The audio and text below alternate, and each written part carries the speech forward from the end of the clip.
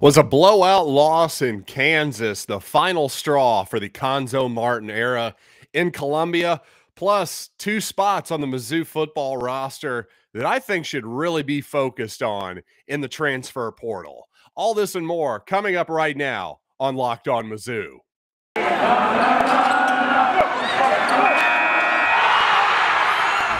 You are Locked On Mizzou, your daily podcast on the Missouri Tigers. Part of the Locked On Podcast Network. Your team every day.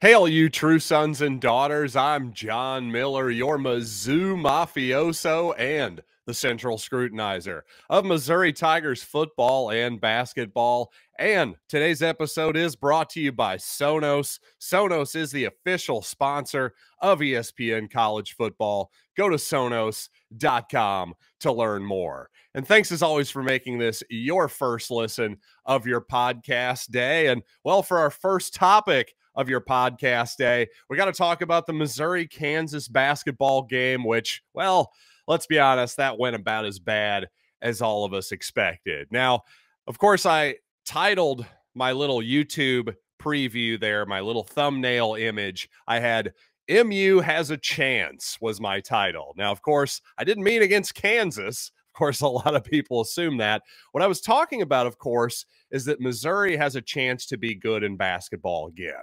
someday.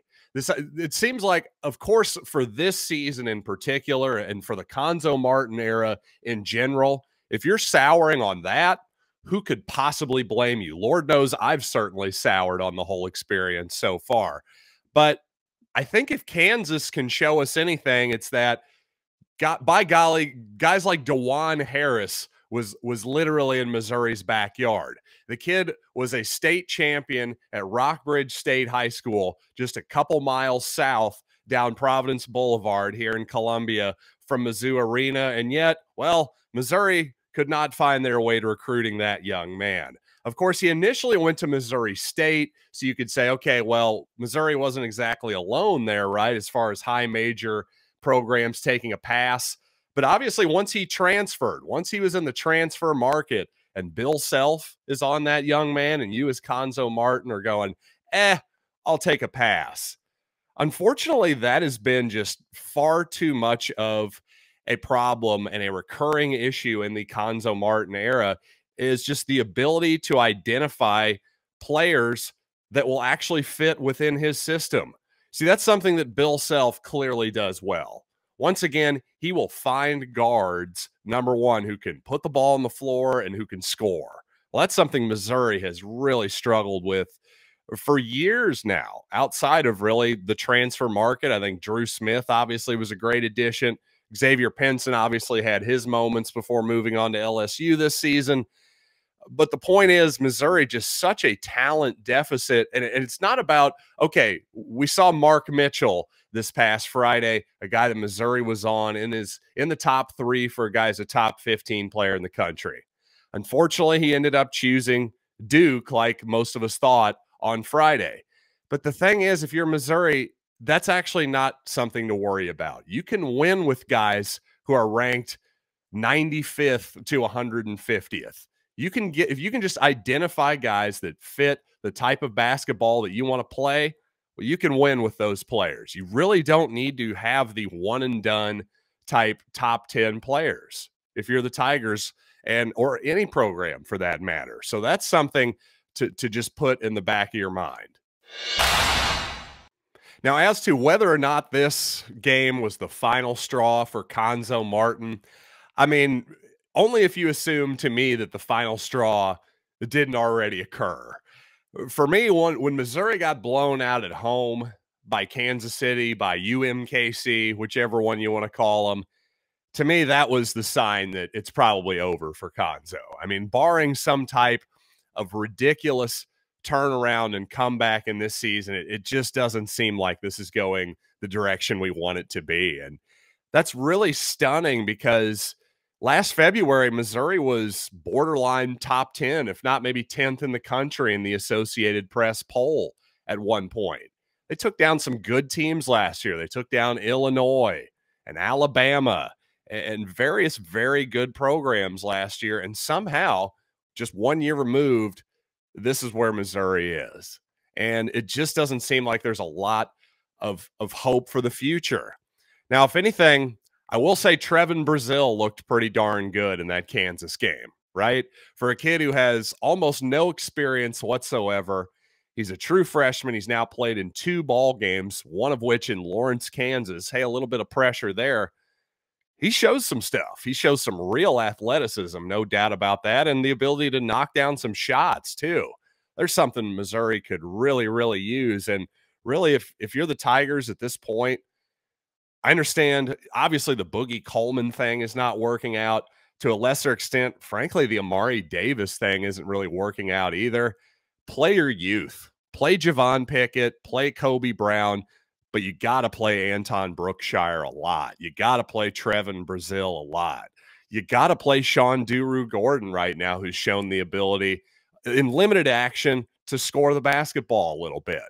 So if you're Cuonzo Martin, if you want to save your job, you want to keep this program going, you got to show me some hope for the future, because this team is lost. There's nothing left. It's not going to happen this season. There's just no way anything good's going to happen. Not when, listen, it's one thing to get run off the court in Allen Fieldhouse. That's happened to Missouri before. Let's be honest. But for it to happen against Florida State and against, again, UMKC and Liberty, my goodness. Listen, Liberty's an okay program, but you shouldn't be getting your doors blown off by Liberty if you're Missouri. And you shouldn't look that unprepared and that unathletic too. And again, back to unprepared at the Kansas game, you know, we're supposed to be a good defensive team, right? That's supposed to be Cuonzo Martin's calling card. Well, offensively, that game actually started about as well as you could have expected for an extremely limited Tiger ball club. But the defensive plan of just leaving Kansas shooters open over and over again for wide open corner threes, for instance, just didn't make any sense to me whatsoever, and was, again, if not the nail in the coffin for the Martin era, certainly another damning exhibit D or C. Let's put it that way. Well, the Armed Forces Bowl is just 9 days away now, a week from this Wednesday, and Eli Drinkwitz has quite a challenge on his hand right now, not only having to prepare for that Armed Forces Bowl, but also National Signing Day coming up in a couple days as well. Not only the high school class, but also the transfer portal, very much alive and well. So we got to talk about all that, including the 2 spots, I think, on the Missouri roster that they really should hit the transfer portal hard. And let's get there, but first I want to tell you about Prize Picks, the best and easiest and simplest way to play daily fantasy on the internet. And I've been telling you about Prize Picks for a while now, so if you haven't signed up, frankly, what are you waiting for? It's college bowl season, and we've got all kinds of exciting picks over at Prize Picks, making college football and basketball all the more exciting. And here's the deal. Once again, Prize Picks makes it easy. It's just you against their projected numbers. What do you think? Do you have an edge? Well, you take a side, put down a little bit of dough. It's as simple as that. And all our users that deposit and use the promo code Locked On will receive a 100% instant deposit match up to $100. Once again, use the promo code Locked On for your 100% deposit match up to $100 at Prize Picks. Daily fantasy made easy. Obviously, lots of talk about the quarterback position for Missouri heading into the 2022 campaign. And, well, I think there's a good chance, as many have speculated, that at least by the end of spring football, that one of the 3 guys on the roster last season, whether it's Connor Bazelak, Brady Cook, or Tyler Macon, decent chance one of those guys could move on before the spring is over for sure. Maybe seeing the writing on the wall a little bit that they won't be heading for playing time anytime soon. But I just don't really see Missouri adding a quarterback in the transfer portal. Obviously, Oklahoma's Spencer Rattler, by far the biggest name on the market, but I just don't really see that one happening, number one. It seems like Spencer would probably go for maybe a bigger situation, just knowing that young man's personality. But even more importantly, I just think that Missouri should probably be able to make something happen with the guys they have on the roster now, plus adding Sam Horn. I'm still a believer in the talent of most of the guys on the roster at quarterback. I think we have a nice collection of chances here. Let's put it that way. Obviously, not all of them are going to pay off and be all SEC caliber type players, but I think you've got enough shots, enough chances here to hopefully roll a good number, if you will. You're giving yourself enough opportunities with those guys. I think they all have their pluses, certainly their minuses as well, but I think the odds of one of them paying off to be a high-level starter is pretty good, especially when we've seen Connor Bazelak do it before. Maybe he's ruined now. I don't know. Hopefully not. I'm saying there's still a chance that he could heal up next season, regain his confidence, whatever it might be. I don't think you can be totally dismissive of that possibility, regardless of what you think of Bazelak. But to me, again, I started this segment by saying we've talked about the quarterback position too much, and here I go talking about the quarterback position again. But to me, what would really help out whoever the quarterback is next season, obviously, is maybe a little bit more experience at the receiver position, because right now, if you look at that depth chart, considering Kiki Chisholm is moving on, I think we have to assume at this point that Boo Smith and Barrett Bannister are moving on as well. Both of those young men participated in the senior ceremony. So right now you're looking at Towski Dove, who's obviously had some experience, Mookie Cooper, J.J. Hester, Dominic Lovett, and Chance Looper. Now, obviously, those next four guys I just read off there had some experience in this past 2021 campaign, but none of them stood out so much that you're going, all right, we got a surefire starter there. We got a surefire productive receiver there. So to me, I thought it was pretty obvious. You went back on film and watched, or you didn't even have to be a genius to figure this out, frankly. Kiki Chisholm was Missouri's best receiver last season, especially on the outside. There was no doubt about that. And the only reason I brought up film is because there were times when he was breaking open where either Bazelak didn't see him, or more often than not, just didn't have enough time to get him the football downfield. So you're still going to need somebody to be that deep downfield threat, a guy like Chisholm who can make some tough catches in traffic too. Pretty underrated player, really. So to me, Chisholm, a guy who did transfer in. If you're Missouri, there's a lot of transfer wide receivers on the market. Even Keontez Lewis, by the way, obviously a kid without any experience. He didn't play, I don't believe, at all for UCLA last year, but a teammate of Tyler Macon and Dominic Lovett at East St. Louis. Again, just one name of a whole lot. I'm not saying, I don't know how much of a possibility Lewis to Missouri is right at this moment. All I know is if I'm Drinkwitz, I'm looking for some options at receiver. Then on the other side of the ball, well, quite literally, I would be looking at cornerbacks as well.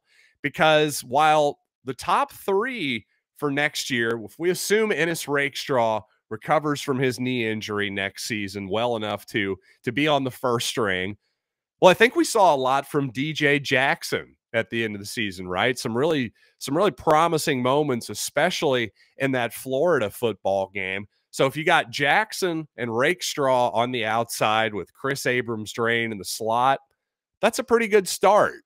The only problem is you're now counting on three relatively inexperienced guys at that position, and then the guys behind them are really, really inexperienced. Remember, Caleb Evans, Allie Green, moving on to the next level, hopefully for them.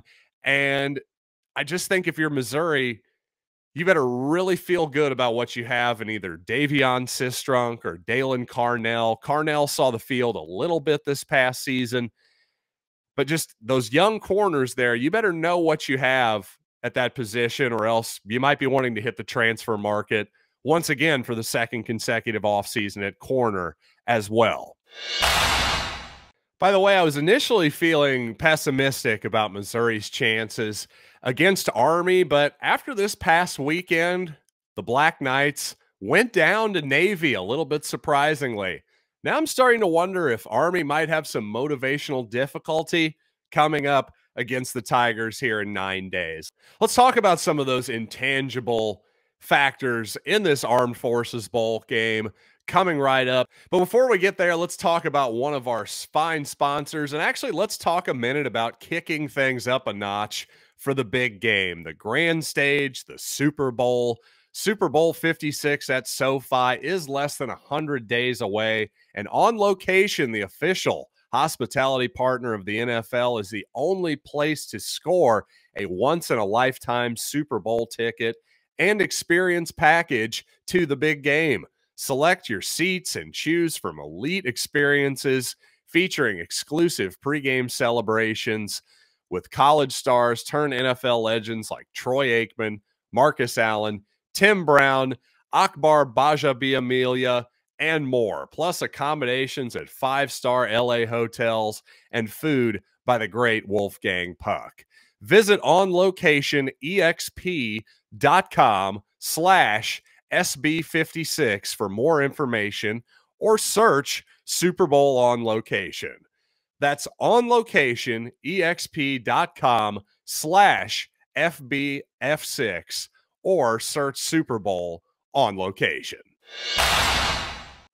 And by Built Bar, where, as always, Built Bar gives you the best of both worlds, delicious and healthy. This holiday season, grab the protein bar that tastes like a candy bar, filled with so much holiday goodness, rich with decadent flavor, covered in chocolate, but amazingly low in calories, sugar, net carbs, and fat.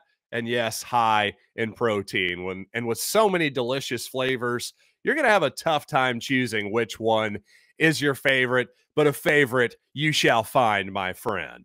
But here's the best part. Once again, best of both worlds. Built Bar gives you that extra fuel you need to power through all those mall doors and battle all the holiday shopping. So you know what? Here's our offer for all of you listeners. Use the promo code LOCKEDON when you visit BuiltBar.com for 15% off your next order. Once again, go to either Built.com or BuiltBar.com. Use the promo code LOCK15 and you will get 15% off your next order.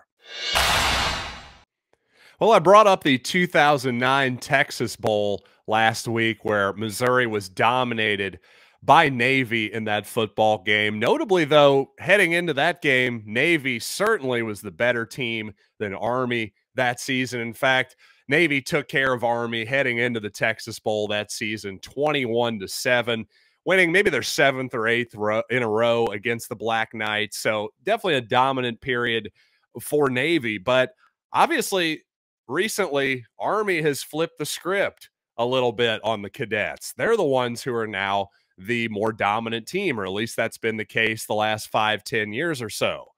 Unfortunately, Navy pulled the upset, at least from Army's perspective, but actually I think that might be fortunate from a Missouri fan's perspective, because you just got to think about the mentality there. If you're an Army player and you're having this big season that all leads to the culmination, the biggest game you're going to play all season, especially if you're a senior on that Army squad and you feel like you probably blew the game against Navy a little bit, there's going to be a natural come down from that, especially less than 2 weeks. They're going to have to kick off this bowl game against Missouri. I got to imagine they're a little bit disheartened. Now, don't get me wrong. I'm sure all these guys at service academies are a lot tougher than I am, or a lot tougher than your average Joe or even your average college football player. So I'm sure they're very resilient. But at the same time, I think human nature being what it is, the letdown concept is very real. And if I were on that Army staff, I'd be very worried about it. I'd be doing everything I can to sort of build my team back up and let them know what they have to play for in this Armed Forces Bowl. Now, on the other hand, if you're Missouri, well, you've got some distractions as well. The good news, you do have Tyler Beatty back. And I think not only football-wise, clearly you want Tyler Beatty on the field, but I just think leadership-wise, the more I think about it, it is a big deal that Tyler is deciding to play in this game because, again, consciously and subconsciously, you're signaling to everybody in that locker room that, hey, this game matters.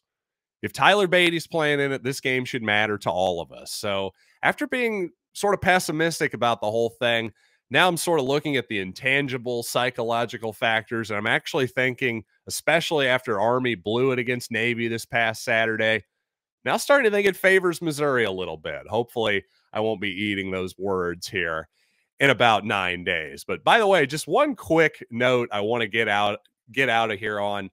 I mentioned last year that Tyler Beatty only fumbled once in all of his touches last season. Well, he didn't fumble at all this season in 323 touches. So not only was this guy a heck of a not only a runner, a pass receiver, but you want to talk about reliability in terms of injury, but also in reliability and not fumbling the football in over 300 touches in a season in the SEC. Yeah, Tyler Beatty's an NFL player, and whichever franchise gets him, congratulations to you in advance. And by the way, congratulations to you for hopefully winning a little bit more money if you've been taking my advice and listening to Locked On Bets, your daily one-stop shop for all your gambling needs, hosted by your boy Q with analysis and insight from Lee Sterling. It's free and available on all platforms. So, until next time, I am John Miller, and this has been Locked on Mizzou.